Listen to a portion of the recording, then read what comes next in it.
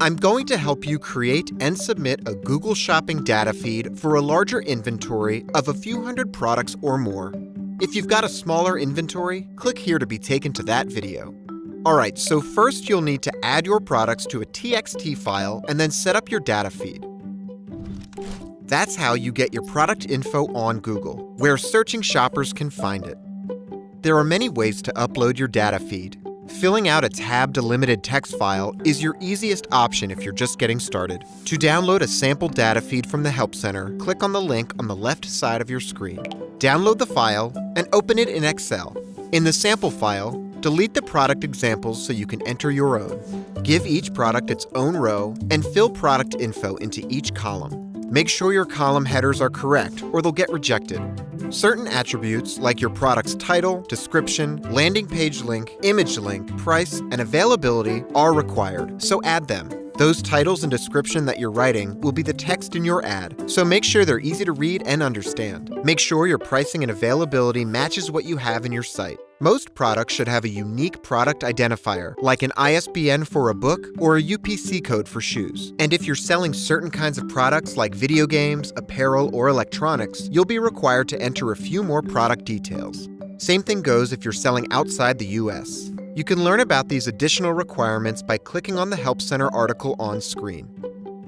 As you add, try to include as much info as you can, since this is what will show up on Google. So the more info you provide, the more relevant your ads are going to be. If you use a third-party platform to manage your inventory, you might be able to export a data feed directly from there. Check with your platform to find out. When you're done adding products, save your file as a tab-delimited text file or a .txt.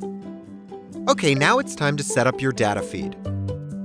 Sign into Merchant Center. Click on the plus button and tell us where you're going to be selling your products. Make sure you pick the correct language and country for where you want to sell. So now it's time to submit that text file. If you're able to host a page in your site for the data feed, then we recommend doing the scheduled fetch option. That way, the Merchant Center can schedule a time to fetch your data feed as your inventory changes. Next, add your file's URL. Your upload schedule should match how often your inventory changes. We recommend setting it to daily, so it'll always grab your most recent updates. If everything looks good, go ahead and save. If your file's over 1 GB, you'll need to send us your product data manually every time your inventory or prices change. Use an FTP app to copy the file from your computer to Google's server. To do this, select Upload. Register your FTP under Settings and transfer your data feed to ftp://uploads.google.com when your inventory or prices change. Click on the Help Center link on screen for detailed instructions on how to do that. Your product data should appear in Merchant Center immediately. Check in on the Diagnostics tab to see if you need to make additional changes. Make sure your inventory is always fresh with the most up-to-date info, so what shoppers see on Google Shopping will match what they see on your website. And that's it. Congrats! You're just one small step away from being a lean, mean selling machine.